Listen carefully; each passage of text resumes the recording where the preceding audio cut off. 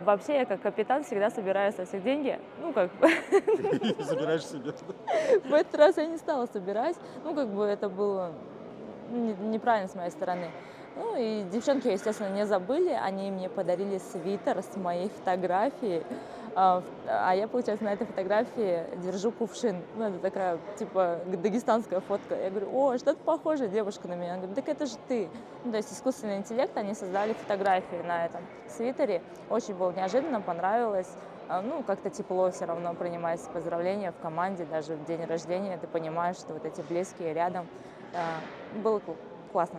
На следующий день мы поздравили наших мужчин с 23 февраля. Тоже подарили им блокнотики, где было написано «самый сильный», «самый храбрый», «самый неотразимый».